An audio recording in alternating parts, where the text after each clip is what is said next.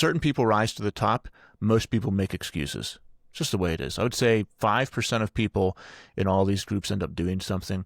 The rest of them create noble-sounding lies as to why they can't do things. It was, and like, for example, I'll give you an example. I was in a group where we were creating digital properties, such as like risingfather.com, you could call as one. theartofmanliness.com is one. These digital gateway brands where you could go there. They have blogs and articles, and the intention is to drive traffic so you get ad revenue, and you can do affiliate marketing and all kind of stuff. So I was in that kind of group. And some people just took action. Other people researched for 6 months and still weren't ready because they were adjusting the font on their website. They were re-proofreading their blogs for the 100th time and saying, I think it'd be more effective this way. I think the picture needs this kind of border. And they're just always thinking, always doing research, always waiting for the perfect moment to start. And they say to you, I need more time to think about it. It's the same thing for the guy who says he wants to join like my program or any program, or he wants to invest in himself and start something. He's thought about it for 10 years. He's like, I need to do it. My family's on it. Life is on the line. My life is on the line. And then when it comes time for him to act, he says, no, I'm not ready. I still got to think about it. It's fear. It's terror. And what happens in that moment is the guy is forced to reckon with his pattern of self-sabotaging behavior. That's what happens.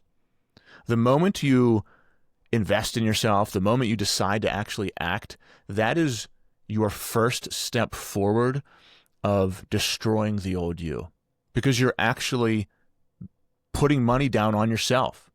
You're actually placing a bet on yourself. You're saying, no, this is the guy I want to be. There's no going back now. It's your first act of rebellion against yourself. So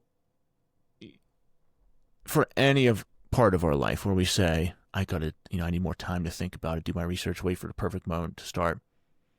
And as always, I'm not talking about, hey, I'm planning a vacation, I need to plan the vacation. I'm not talking about that.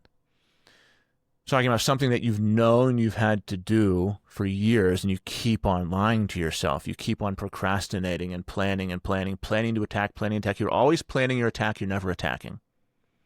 Wanting, thinking, acting, wishing is not work. Acting is work. You can want, think, wish, feel, talk all you want, but it's still not acting.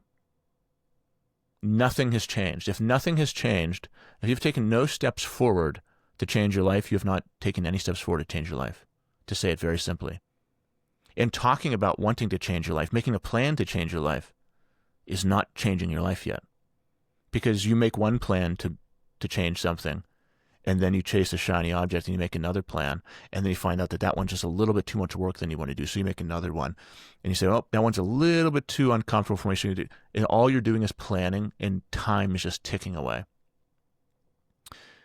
So I need more time to think about it. I don't make rash decisions. I don't do things on the spot. I need to wait for the perfect moment. Here's the noble justification. This lie masquerades as wisdom. You want to sound wise. You want to sound prudent and intelligent. It makes procrastination, the pattern that is keeping you miserable and stuck in the source of all your problems, it makes procrastination sound like a calculated strategy. But that exact issue is why you're stuck right now.